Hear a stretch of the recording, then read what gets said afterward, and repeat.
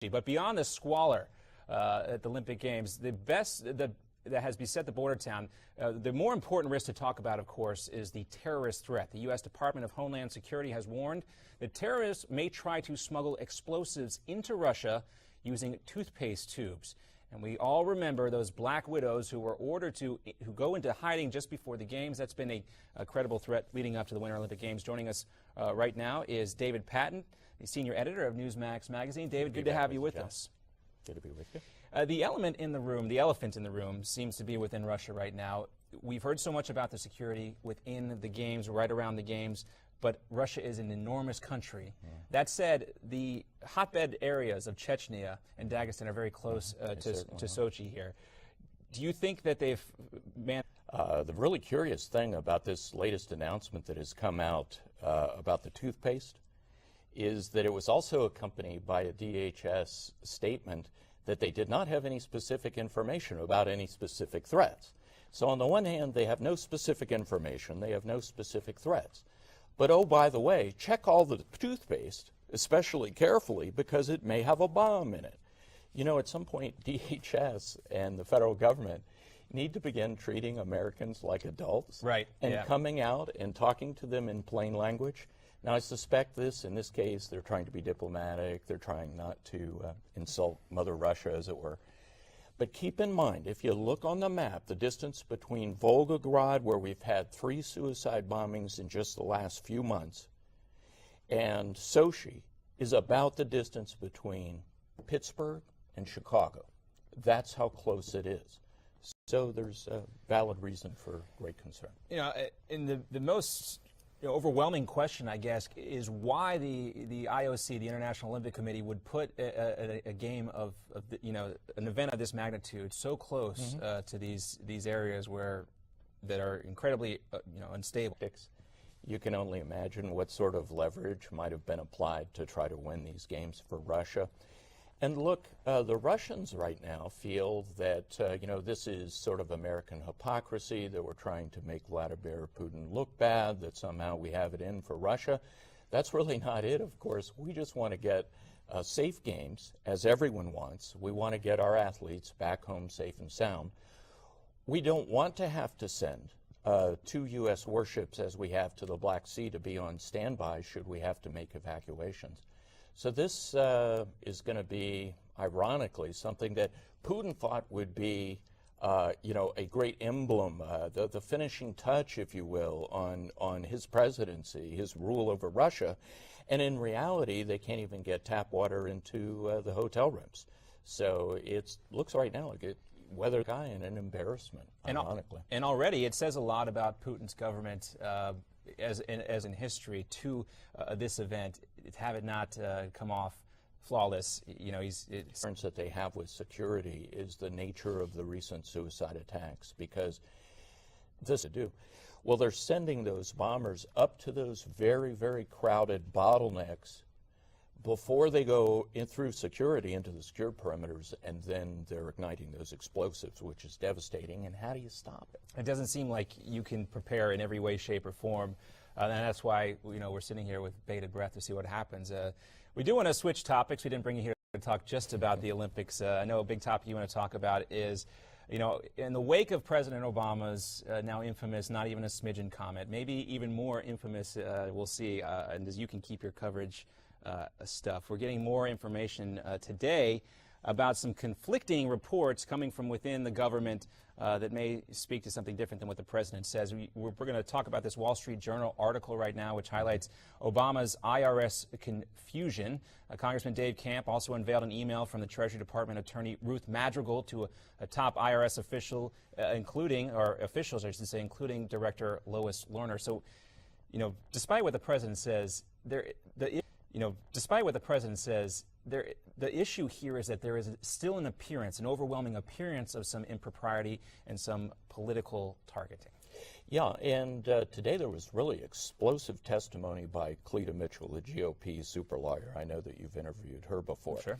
And she was giving testimony on the Hill, and she said this IRS targeting, this effort to chill the conservative groups, not only took place, not only did it take place at arguably the highest levels, at least within the IRS, not a couple of rogue people out in Cincinnati, but that it continues. You know, this is an ongoing thing, and I think if Americans realize not only that there had been targeting, but that there continues to be, I think they'd be outraged. Let me give you a couple of statistics. I talked to the folks at the ACLJ, the American Center for Law and Justice. They have 41 grassroots groups that they've gathered together in a lawsuit based on civil rights infringement, First Amendment, right of assembly. And we're talking about the Freedom Works, the Heritage Action, those groups. Well, they're actually, most of them are actually smaller down groups scattered all over the country, Richmond, your local Virginia, Tea Party, San Antonio. So it's not the big guys, because they can all lawyer up. Sure. And we're seeing their fundraising and their activity is doing very well. But it's really those smaller ones. Now, people might say, well, what do the small ones really matter? Sure, there's hundreds, there's thousands of them. What do they matter?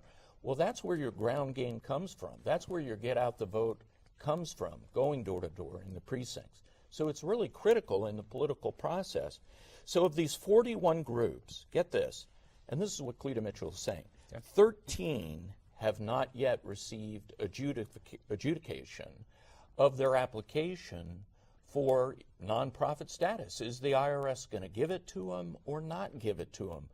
One of those groups has had its application pending since December of 2009.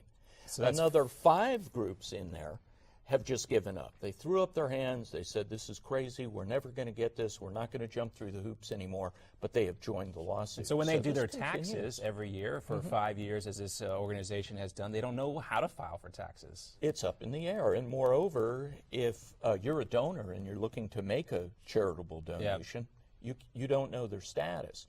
Plus, there have been reported cases of audits and other governmental intrusion into people. The long, lengthy questionnaires that they've asked, all manner of questions that any objective observer would say that the government has no right to ask anybody, such as how long is your prayer time before every meeting. Almost reeks of McCarthyism. It's, and then the memo that you referred to, the Madrigal email, this referred to off-plan strategy for reining in 501c4 groups. Now, all anyone can assume is that off-plan means sort of off the record, under the table, and it dates back to June of 2012. Now, when the administration rolled out the new IRS plan to better define, they said, these complex laws that people needed help with, which they claimed was the reason for the whole singling out of conservative organizations to begin with, when they rolled that out, they said, well, this is to repair the problems that happened before with this targeting. And in fact, if it dates back to June of 2013, it was, well prior, June of 2012, it was well prior to that all being exposed. So, everywhere you turn now, we're getting a different story from the administration. And harder to classify that type of specific information as a quote-unquote boneheaded move. Yeah, and part of the problem, too, is a lot of the revelations that are coming out now, they're not just a, let's say, a legal or a bureaucratic problem. They're a political problem in the sense that it's almost impossible to really explain them in a way that the average person will accept. So do you think that the ads that will be running in September, October, and November against Democratic candidates will be saying that the 2.5 million people, the jobs that are going to disappear according to the CBO, that they'll be liberated from job lock? Or do you think they'll be saying 2.5 million jobs disappeared from the American economy because of Obamacare? It's interesting, when you look at the White House's response to all that, and we'll get into that more in a moment. We got to take a break here in a second, but it's as if they were prepared for this type of thing all along. They knew this was going to happen because they had that stock answer kind of in their back pocket. This is choice. This is all about free choice. This isn't about people being forced from the workforce. They will have the choice to do this.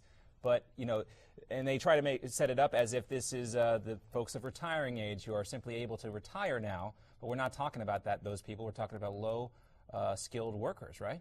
So Obamacare is just the gift that keeps on giving? For the GOP? For the GOP, of course. And let me give you one example. The Wall Street Journal today has a story that talks about states trying to take legislative action to block insurers from narrowing their provider networks. Now, I don't know a whole lot about medical insurance, but for whatever reason, when you're an insurance company, if you just have fewer doctors, you'll end up paying out less money. You sort of have a select few who maybe really squeeze the penny, and those are the ones you want to rest all your services on. So one of the ways that insurance companies who see these huge expenses that were unanticipated, that are coming down the pike at them from Obama with the ratio of young to old being way off kilter now, is to narrow those provider networks. Let's talk a little bit more about that when we come right back after this break, and also want to talk more about the CBO report when we come right back after this. America's Forum rolls on. We'll also have a special tribute to our president, our 40th president, Ronald Reagan. Today is his birthday. He was born 100 years ago today. Stay with us.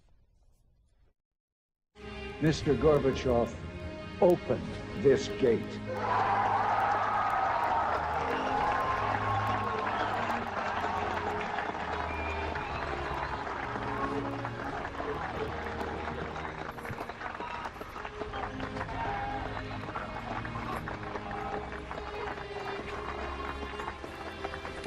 Mr. Gorbachev. Mr. Gorbachev, tear down this wall.